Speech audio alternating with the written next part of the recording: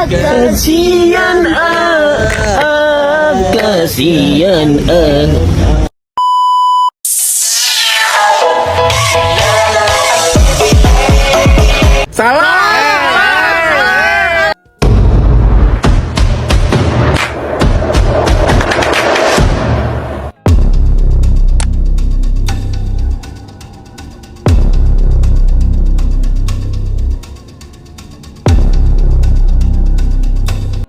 Assalamualaikum warahmatullahi wabarakatuh. Salam sejahtera untuk kita semua. Perkenalkan, kami dari kelompok 3 kelas AED 1 mata kuliah PTHPT dari Universitas Maliku Saleh.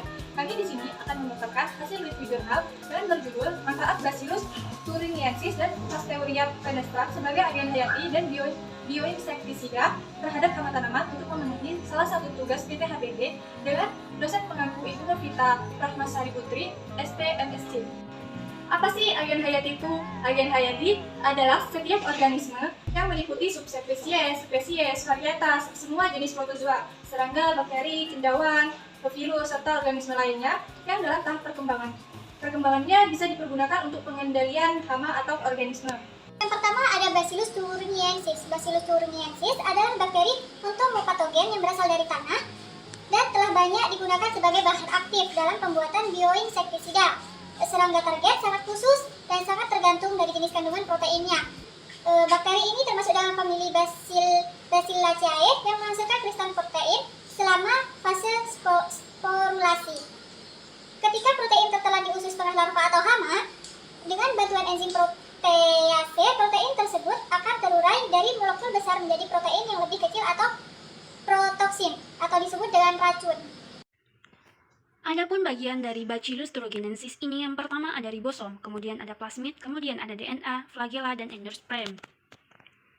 Efektivitas Bacillus thuringiensis sebagai agen hayati terhadap hama kumbang pemakan daun, Epilicna sp, dan hama kumbang tanduk kelapa sawit, Origetes hinoceros. Cara aplikasi bioinsektisida dilakukan dengan cara penyemprotan larutan Bacillus berbahan dasar sesuai dosis pada daun yang telah disiapkan.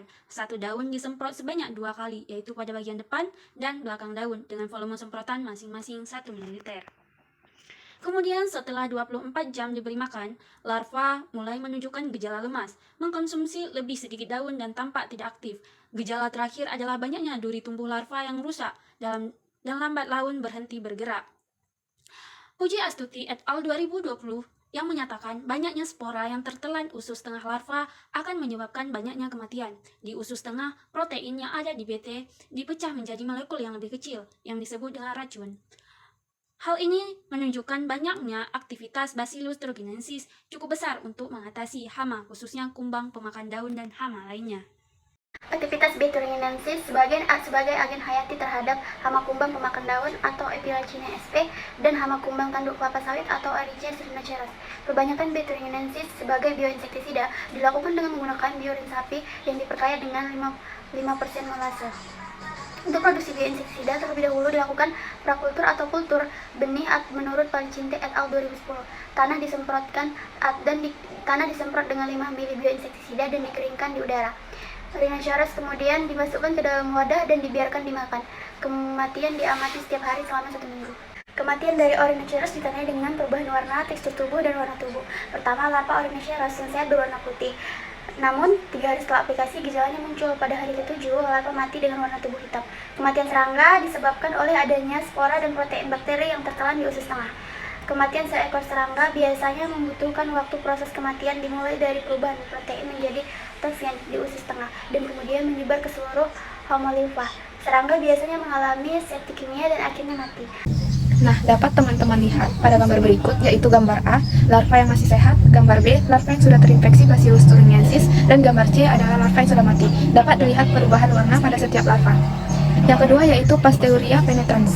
Pasteuria penetrans adalah bakteri parasit obligat yang dapat menginfeksi beberapa jenis nematoda parasit tanaman. Di antara berbagai agen pengendali hayati yang diidentifikasi hingga saat ini, Pasteuria penetrans diketahui memiliki efek potensial dalam menekan beberapa nematoda parasit tanaman termasuk nematoda simpul akar atau Meloidogyne incognita. Potensi Pasteuria penetrans sebagai agen hayati terhadap nematoda Meloidogyne incognita. Menurut Davis et al. 2005, langkah pertama proses terjadinya infeksi adalah ketika endospora menempel pada kutikula nematoda. Endospora adalah struktur bersel tunggal dan tidak bergerak yang disimpan di dalam tanah dan mampu menempel pada kutikula yang memasuki domainnya. Satu atau ratusan endospora sudah dapat menempel pada kutikula larva instar kedua, namun satu endospora saja sudah cukup untuk menginfeksi inangnya. Proses infeksi melibatkan pembentukan dari tabung kuman yang melewati dinding tubuh nematoda. Koloni anak terbentuk dari pemanjangan koloni induk dan selanjutnya menghasilkan kelompok sporangia. Hifa terminal mycelium membentuk panjang sporangia dan membentuk endospora yang memenuhi seluruh tubuh Melodogen incognita SPP. Akhirnya, sistem reproduksinya mengalami kemunduran. Berikut terdapat beberapa gambar Melodogen incognita. Nah, yang pertama ada Melodogen incognita yang sehat, yang B ada Melodogen incognita yang mulai terinfeksi Pasteria penetrans, dan yang terakhir ada Melodogen incognita yang terinfeksi seluruhnya. Baik, kesimpulannya, penggunaan agen hayati seperti bakteri Bacillus thuringiensis dan Pasteria penetrans memberikan banyak keuntungan. Di antaranya dapat mengendalikan hama secara efektif, tidak merusak lingkungan, dan tidak menjadikan residu.